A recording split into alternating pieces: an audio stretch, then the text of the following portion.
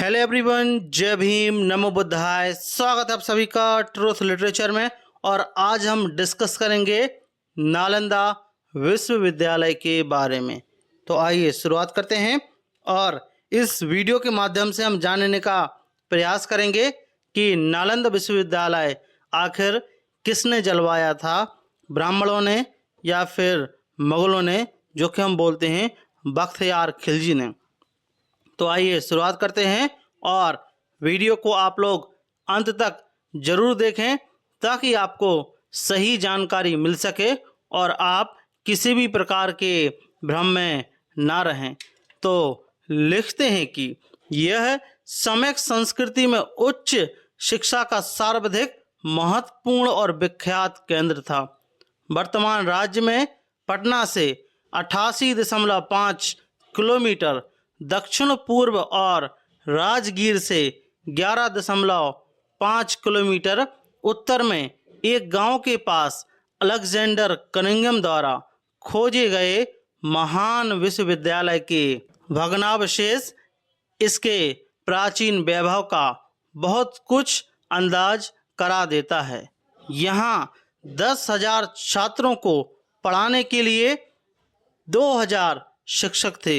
मतलब आप लोग समझ सकते हैं कि 10,000 छात्रों के लिए 2,000 शिक्षक, मतलब एक शिक्षक के अंडर में 5 स्टूडेंट लगभग रहेंगे। यह प्रसिद्ध विद्वान यात्री हैंसांग और इसिंग ने कई वर्षों तक यहाँ सम्यक संस्कृति व दर्शन की शिक्षा ग्रहण की। इन्होंने अपने यात्रा वृत्तांत व संस्मरणों में नालंदा के विषय में काफ़ी कुछ लिखा है। हैंसांग ने लिखा है कि सहस्त्रों छात्र नालंदा में अध्ययन करते थे और इसी कारण नालंदा प्रख्यात हो गया। दिन भर अध्ययन में बीत जाता था। विदेशी छात्र भी अपनी शंकाओं का समाधान करते थे। इस सिंह ने लिखा है कि ये आप लोग फोटो भी देख सकते हैं कि विश्वविद्यालय के विख्यात विद्वानों के नाम विश्वविद्यालय के मुख्य द्वार पर श्वेत अक्षरों में लिख जाते थे। इस विश्वविद्यालय में भारत के विभिन्न क्षेत्रों से ही नहीं बल्कि कोरिया, जापान, चीन, Tibet, Indonesia, Burma, Malaysia, Lanka जैसे अन्य देशों से भी विद्यार्थी शिक्षा ग्रहण करने आते थे। नालंदा के विशिष्ट शिक्षा प्राप्त छात्र बाहर जाकर बौद्ध धर्म का प्रचार करते थे, जिनमें से हैंसांग और फायान भी है। इन्होंने ढेर सारा लिटरेचर इकट्ठा करके अपने देश ले गए और वहाँ भी बौद्ध धर्म का प्रचार प्रसार किया। यह विश्व का प्रथम पूर्णतः आवासीय विश्वविद्यालय था। मतलब आप वहीं रहोगे और वहीं पढ़ोगे, और प्रथम विश्वविद्यालय था विश्व का आवासीय, अत्यंत सुनियोजित ढंग से और विस्तृत क्षेत्र में बना हुआ। यह विश्वविद्यालय स्थापत्य कला का अद्भुत नमूना था। इसका पूरा परिसर एक विशाल दीवार से घिरा हुआ था, जिसमें प्रवेश के लिए एक मुख्य द्वार था। उत्तर से दक्षिण की ओर मठों की कतार थी और उनके सामने अनेक भव्य स्तूप और मंदिर थे। इन सब स्तूपों में भगवान बुद्ध की विभिन्न मुद्राओं में मूर्तियां बनी थी। केंद्रीय विश्वविद्यालय में 7 बड़े कक्ष थे और इसके अलावा 300 अन्य कमरे थे। इसमें व्याख्यान हुआ करते थे। कमरे में सोने के लिए पत्थर की चौकी होती थी। दीपक, पुस्तक इत्यादि रखने के लिए आले बने हुए थे। प्रत्येक मठ के आंगन में एक कुआं बना था। 8 विशाल भवन, 10 मंदिर, प्रत्येक मंदिर में भगवान बुद्ध की मूर्ति, अनेक प्रार्थना कक्ष तथा अध्ययन कक्ष के अलावा इस परिसर में सुंदर बगीचे तथा झीलें भी थीं, जो कि आप चित्र संख्या 56 में देख सकते हैं। लेकिन सवाल उठता है, समय काल की इतनी भव्य और ज्ञानप्रद विश्वविद्यालय को बख्तियार खिलजी ने धावा बोलकर नष्ट क्यों किया? नष्ट करने का समय पर कुछ लोगों की मान्यता 1199 ईस्वी तो कुछ लोगों की मान्यता 1203 ईस्वी की है। उस तुर्की को इस सम्यक ज्ञान स्थली से क्या नफ़ा नुकसान था, यह प्रश्न पैदा होता है, क्योंकि बख्तियार खिलजी तो लुटेरा था और वह सोना चांदी खजाना लूटता था। आखिर उसको विश्वविद्यालय जलाने की आवश्यकता क्यों पड़ गई, यह प्रश्न पैदा खड़ा होता है। बख्तियार खिलजी तुर्क से चलकर दिल्ली आता है। तत्पश्चात वह नालंदा आता है, तो इसका विरोध करने सैन वंश का कोई शासक प्रशासक क्यों नहीं आता, यह प्रश्न पैदा होता है। क्योंकि जो उस समय पर जो नालंदा विश्वविद्यालय था वह सैन वंश के अंतर्गत था और उन्हीं के क्षेत्र में आता था।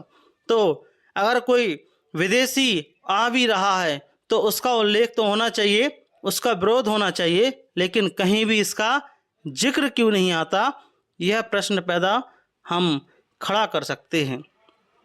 तुर्की से नालंदा कोई सटा क्षेत्र भी नहीं था कि तुर्की से जो नालंदा है कि पास का क्षेत्र हो या छटा हुआ क्षेत्र हो।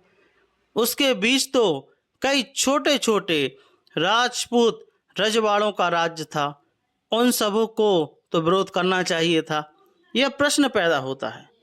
बख्तियार खिलजी मूल रूप से वर्तमान के दक्षिणी अफगानिस्तान के एक तुर्की जनजाति खलाल के परिवार में जन्मा था।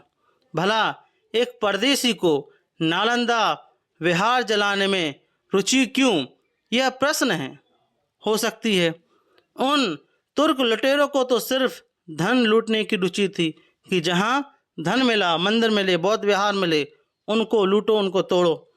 तो उनको आखिर नालंदा विश्वविद्यालय को जलाने की आवश्यकता क्यों पड़ गई, यह प्रश्न पैदा होता है। दरअसल बात यह है कि स्थानीय शासक और उसके जमींदार और चमचे जो कि सम्यक मतलब बौद्ध परंपरा के विरुद्ध थे, उन लोगों ने बख्तियार खिलजी को नालंदा महाविहार पर आक्रमण करने, जलाने और हजारों शांतिप्रिय बौद्ध भिक्षुओं को हत्या करने के लिए प्रेरित किया। प्रेरित करना का मतलब है उसे उकसाया।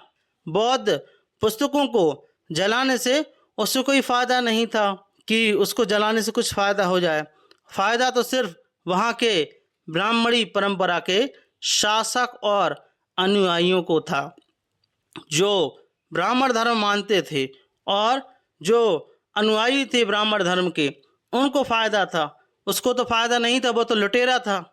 आज के बिहार और पंजाब वाले भाग पर 12वीं जो शताब्दी है, 12वीं शताब्दी के मध्य तक पाल वंश के अंतिम शासक, जो पाल वंश के जो अंतिम शासक थे, जिनका नाम था गोविंद पाल की सत्ता थी।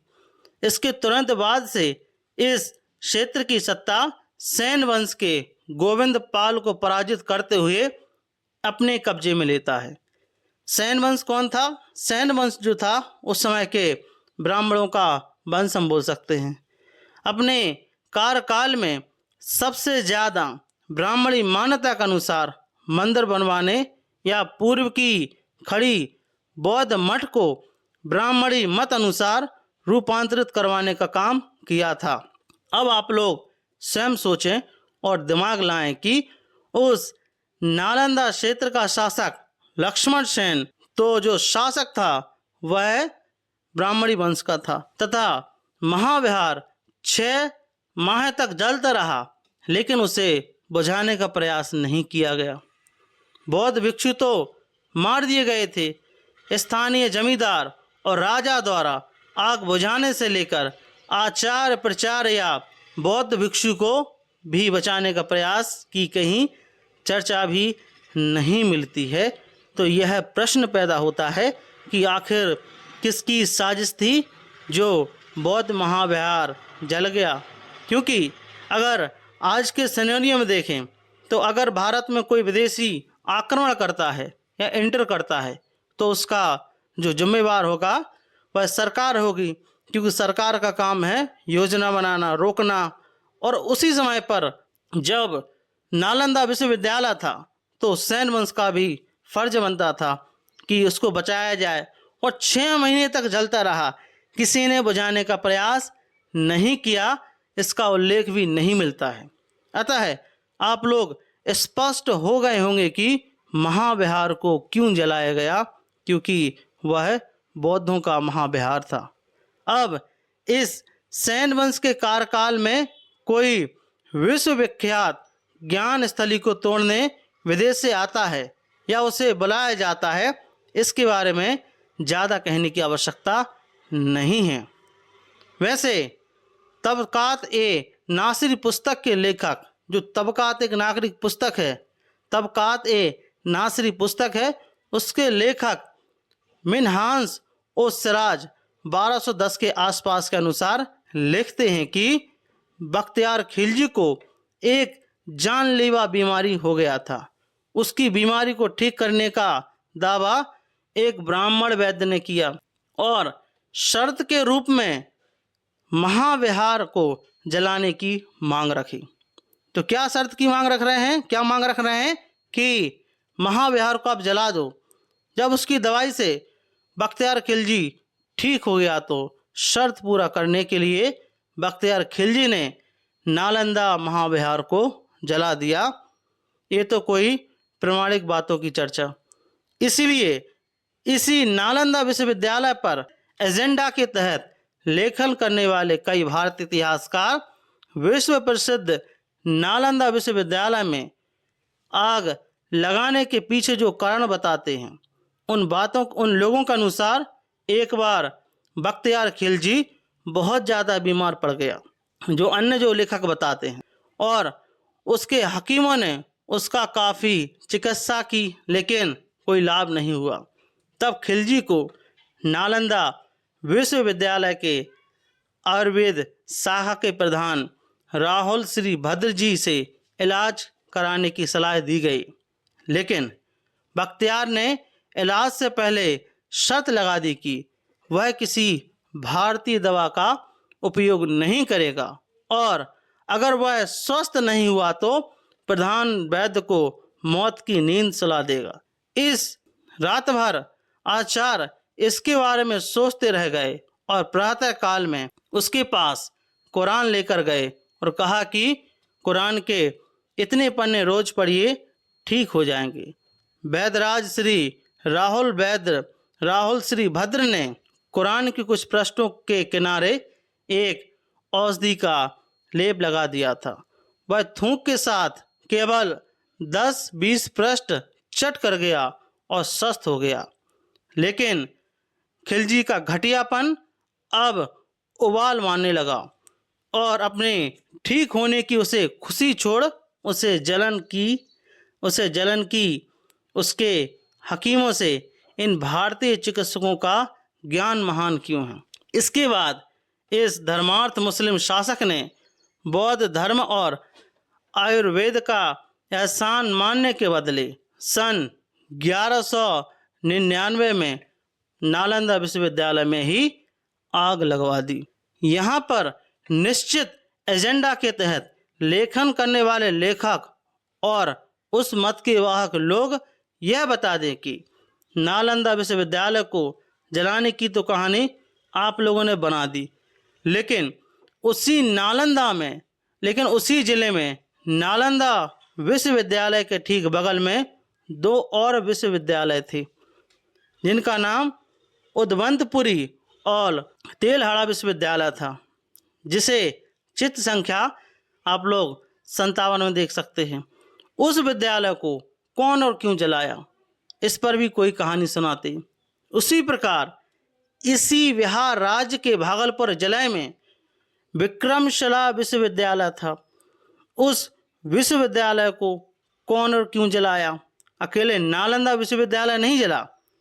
उस समय पर जो विश्वविद्यालय थे विक्रमशिला विश्वविद्यालय, और भी विश्वविद्यालय थे उदंतपुरी और तेलहाड़ा विश्वविद्यालय, उसको क्यों जलाया, इस पर कोई कहानी सोचे हो कि नहीं, यह प्रश्न पैदा होता है, सिर्फ एक विश्वविद्यालय नालंदा को जलाने की कहानी तो बना दिया, लेकिन भारत में छोटे छोटे कई विश्वविद्यालय थे। उन सारे विश्वविद्यालय को नष्ट करने वाले मुस्लिम आक्रांता भारत आया था।